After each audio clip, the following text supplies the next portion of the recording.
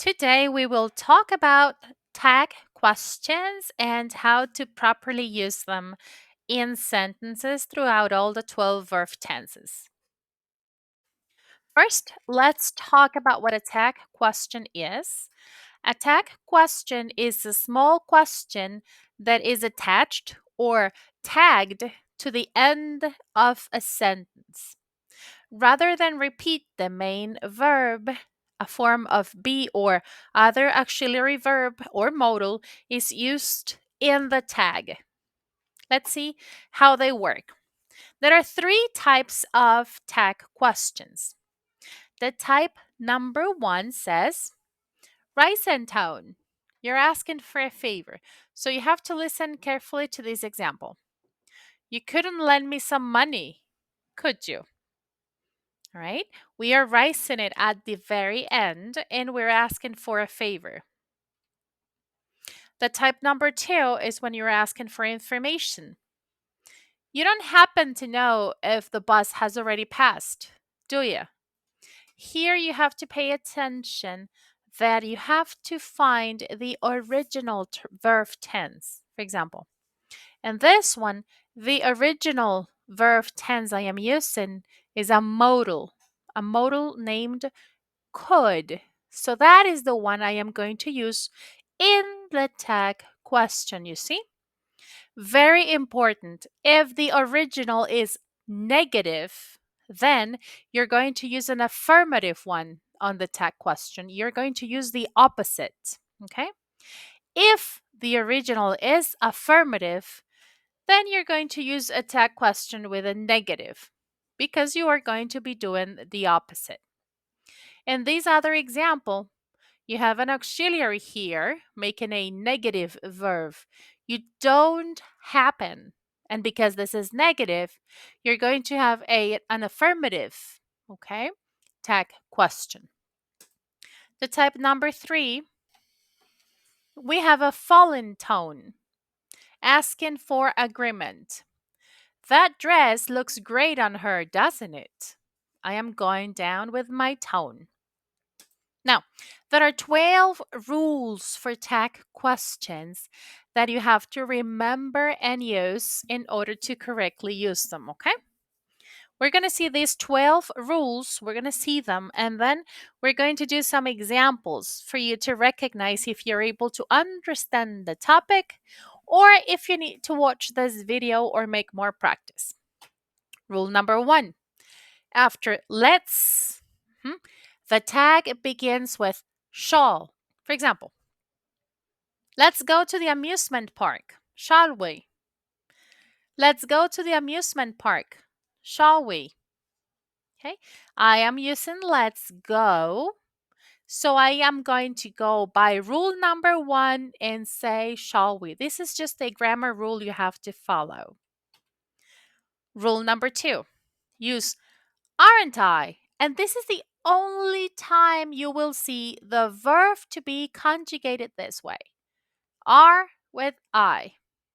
Normally I goes with am. Usually always I goes with am. But in this particular case, instead of saying I am not, I am going to say aren't I? Okay? I am lenient, aren't I? Okay? That is the only occasion you're going to see that particular combination, all right? Use won't for polite requests, okay? You'll help me with my bag, won't you? Okay. In this particular case, I am using here the contraction of the verb of the modal will. You will help me with my bag, won't you? All right. And I am asking for a polite request. I am using a polite request. Okay.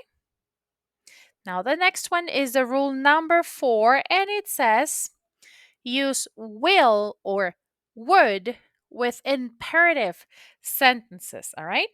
In this case, I say, wait here until I return. Will you? Use will or would with imperative sentences. I am giving an order. I am making a command. Wait here. That is an order. Wait here until I return. Will you? All right. This is how you make a tag question when you have an order or a command.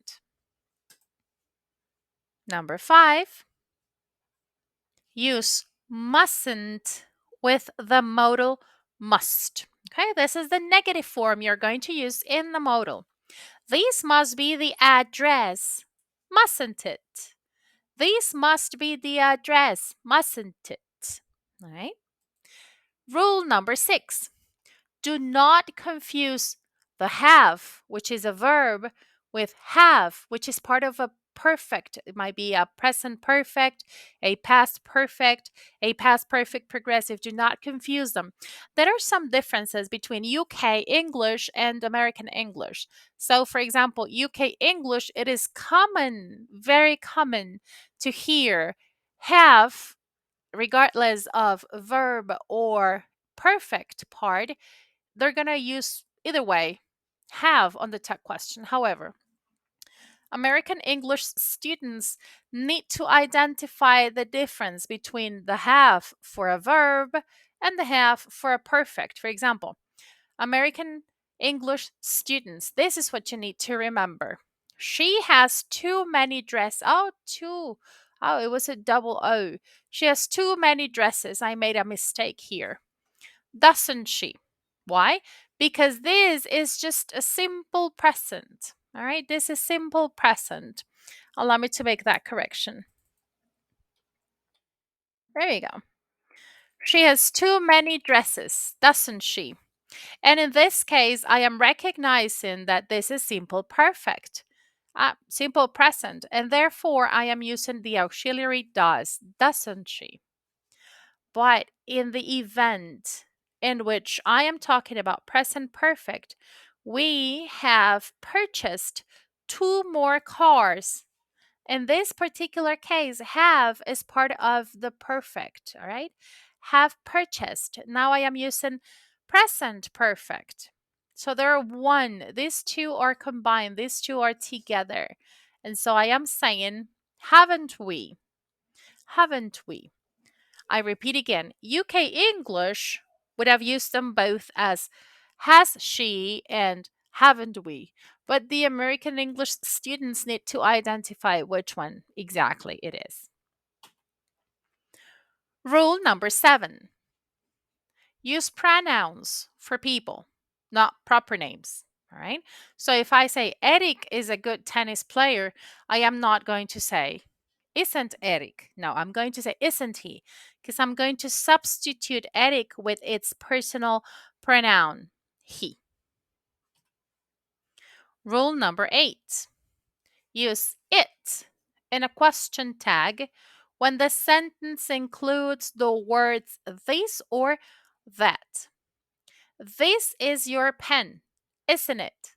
Then again, if this is affirmative, I am going to use it in negative. And this is a simple verb to be. However, the subject was this. So I am going to substitute it by an it. Rule number 9, use they in a question tag when the sentence includes these or those. Those are your sandals. And because those is not really a person or an object, it's a plural object, I am going to use they.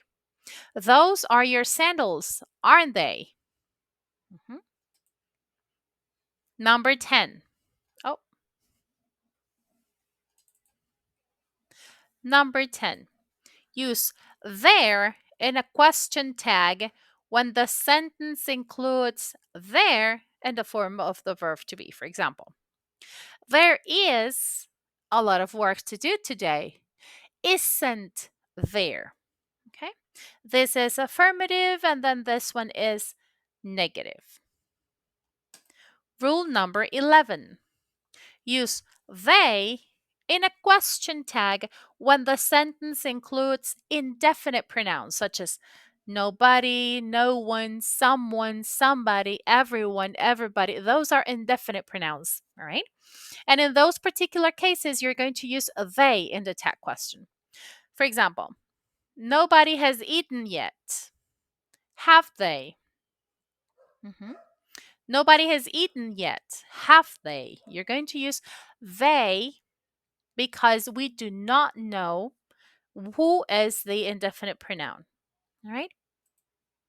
Number 12.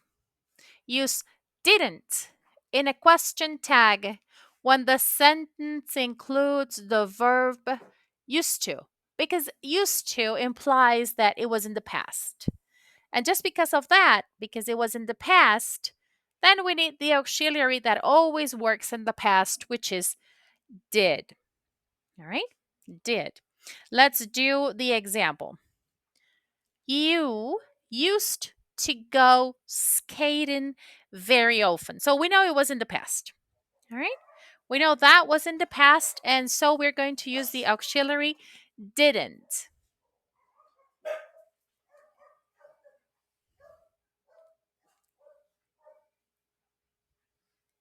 You used to go skating very often. So we know that happened in the past. And we're going to use its auxiliary. Didn't you?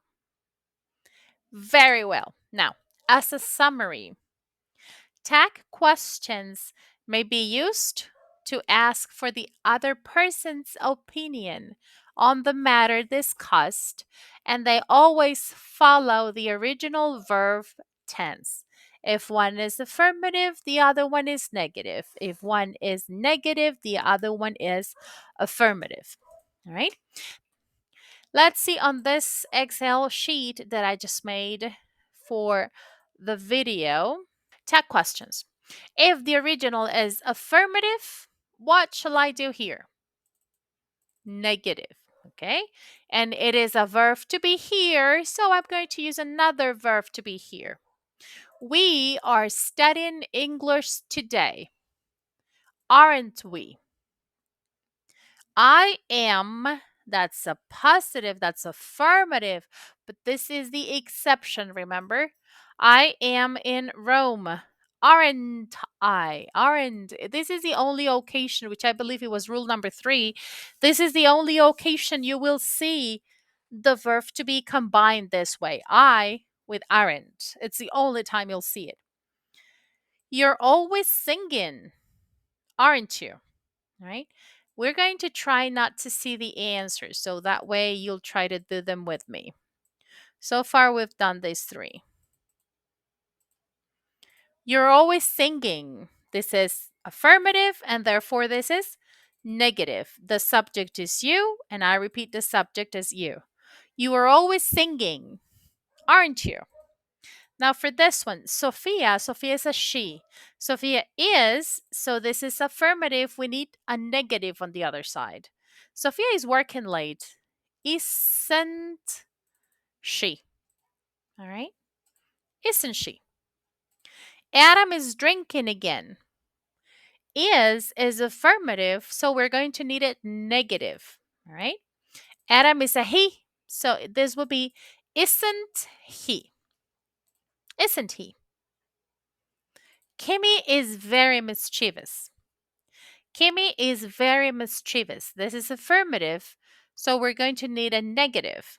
Kimmy, well, this particular case, Kimmy is one of my dogs, so this is going to be an it, not a she. So this is isn't it? Isn't it? And she is. Trust me, she is.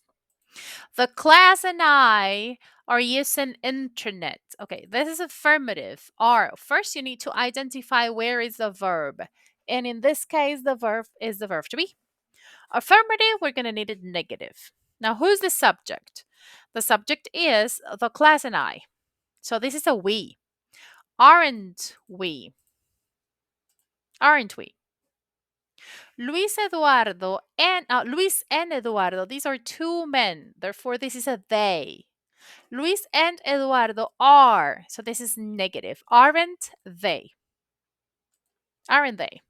You see? So this is the topic for tag questions. And I am going to attach this link as a practice. If you are my student, then you have to send me this practice to the inbox and so that I can score it for the scorecard. And if you are not my student, I hope you enjoyed the topic. I hope you understood it, and see you in the next video. Bye.